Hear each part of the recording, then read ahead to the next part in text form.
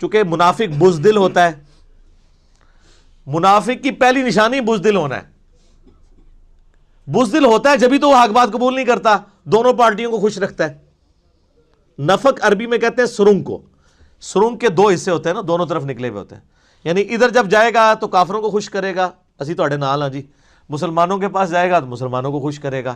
کیوں؟ کہ بھائی اگر وہ ایک پارٹی کے ساتھ لگے گا نا تو دوسری پارٹی کے ساتھ جب جنگ ہوگی یا جھگڑا ہوگا تو اس کی بھی لائف سٹیک پہ لگے گی، تو وہ تو ہوتا ہے اپنی لائف بچانے والا، اس لیے پھر منافقت اختیار کر لیتا ہے کہ جس پارٹی کا پلہ بھاری ہوگا میں اس کے ساتھ اٹیچ ہو جاؤں گا. تو دونوں کے ساتھ اپنی یاریاں لگا کے رکھی ہوتی ہے.